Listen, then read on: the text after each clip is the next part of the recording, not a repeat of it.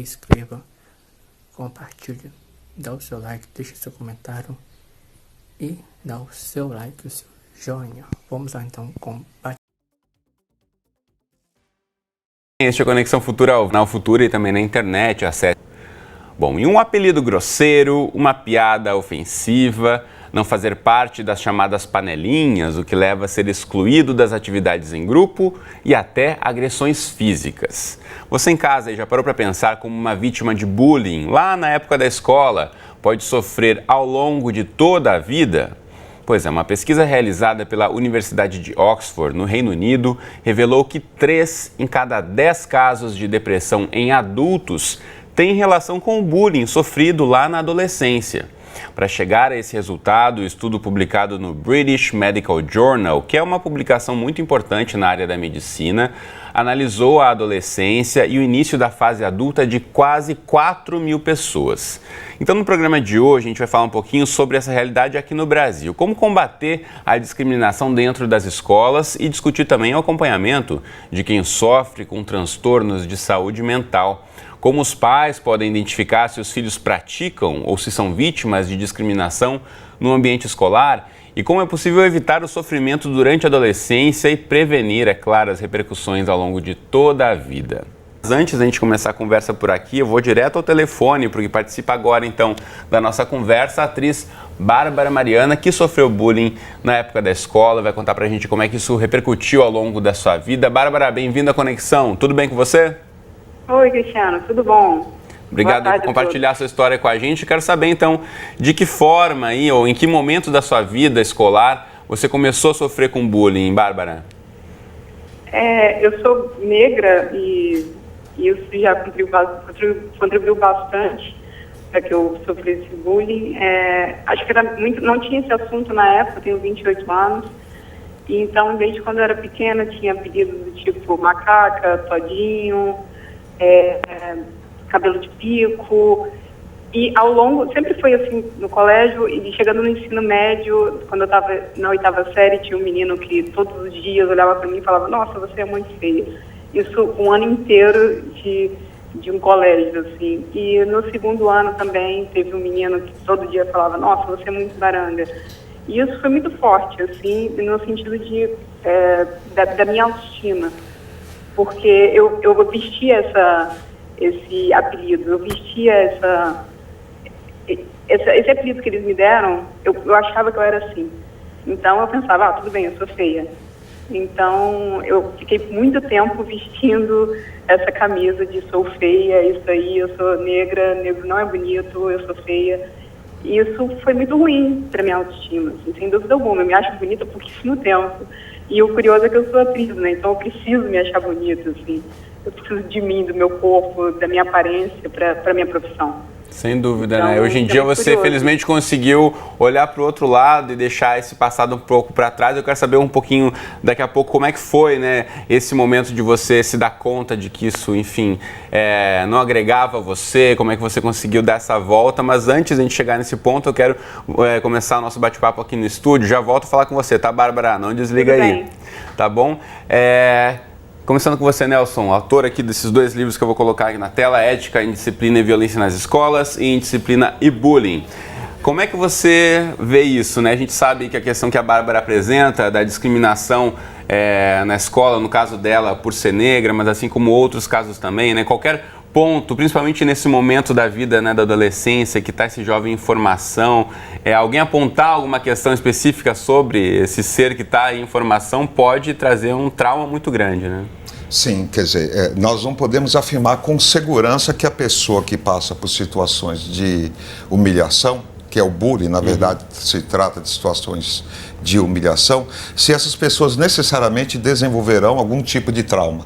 Isso não é possível para a gente garantir. Cientificamente, não é possível. Mas digamos que a probabilidade é muito grande. Agora, é curioso, porque uma mulher como a atriz Bárbara, né, uma mulher belíssima como ela, ter sofrido bullying e ter se tornado atriz. O que era esperado é exatamente o contrário. O que era esperado é que ela acabasse se fechando, se tornando uma pessoa extremamente depressiva e acabasse praticamente não se aceitando, né? Acabasse tendo uma relação com o mundo extremamente negativa. E ela, de certa forma, me parece que conseguiu ressignificar isto de uma maneira tal que ela consegue se expressar e consegue se colocar no mundo. Algo que a gente tem observado também entre as modelos. Curiosamente, as maiores modelos que nós temos no mundo, no caso da Gisele, por exemplo, top, elas passaram por situações de bullying intenso. Por quê? Porque elas tinham 9, 10 anos de idade com praticamente 1,80 m. Então elas tinham todos os tipos de apelidos que você pode imaginar na face da Terra.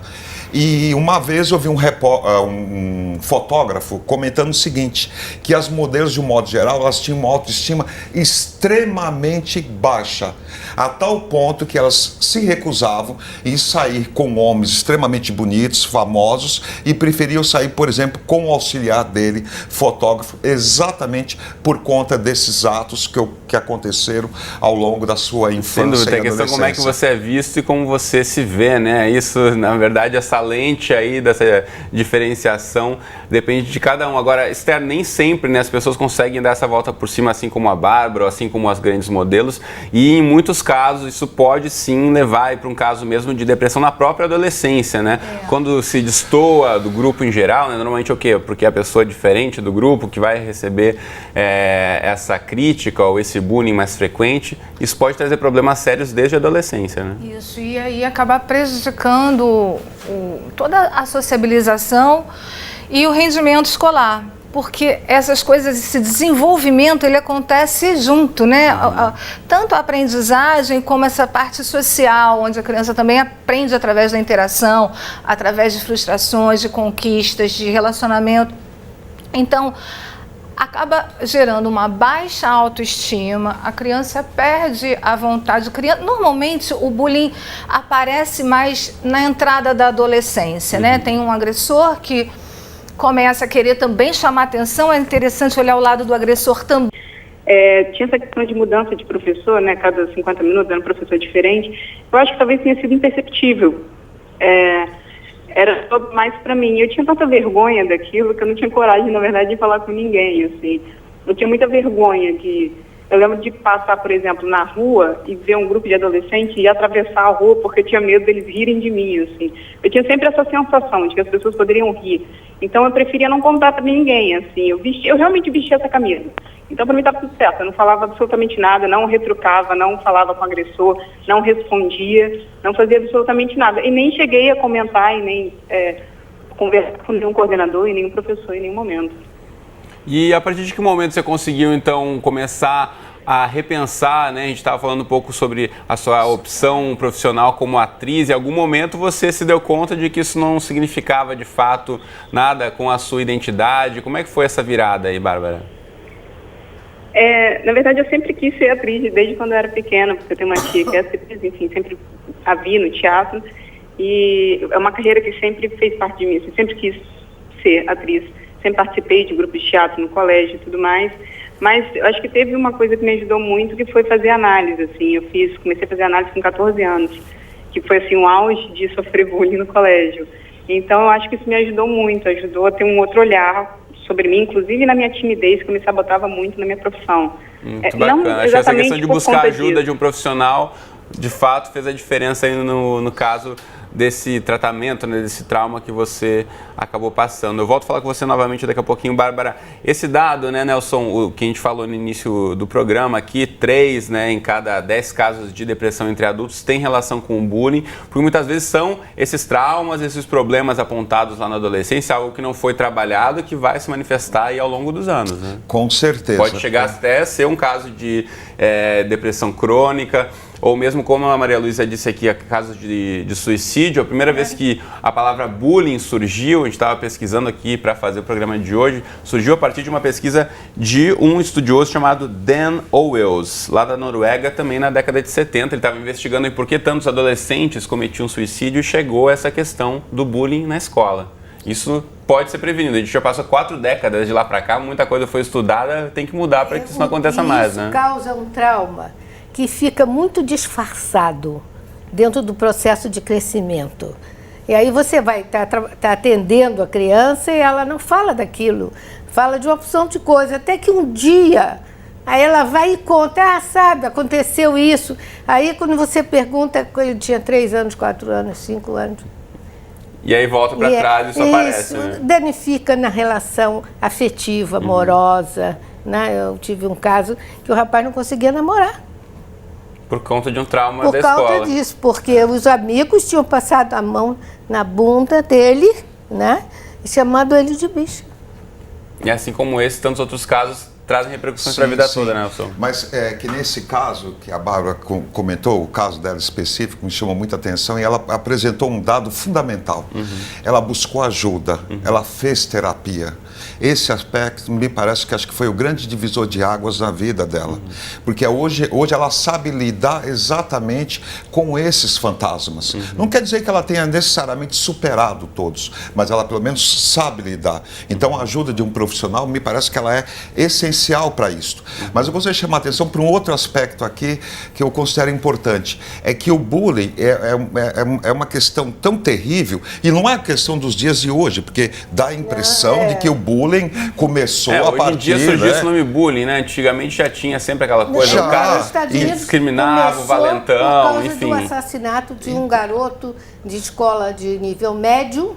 E a palavra bullying de inglês, que quer dizer o valentão mesmo, começou a ser adotado em português também, né? Então, porque é o seguinte, o bullying sempre existiu em instituições educativas e militares, unindo as duas coisas e acabou aquele desenlace trágico. Isso é terrível. Esther, eu quero saber de você, frente a esse desafio que o próprio Nelson apresenta, né? A tecnologia está aí, de certa forma, colocando para o mundo ver o que antigamente ficava, de repente, lá no pátio da escola, no intervalo, na saída, na entrada. Disfarçado. Ficava meio disfarçado. Hoje em dia está aí, a galera gravando esses vídeos de discriminação dos colegas, de brigas, colocando na rede, e isso toma uma repercussão ainda maior. E aí o educador tem um papel no programa sempre quando o assunto é quente como esse, e já está quase chegando na reta final. Quero voltar a falar com a Bárbara para saber, Bárbara, para alguém que está assistindo a gente agora, que se identifica com a sua história, ou também está sendo vítima de bullying, o que você poderia dizer para esse jovem, para esse adolescente aí, para que está no meio desse olho do furacão, nesse problema agora dentro da escola?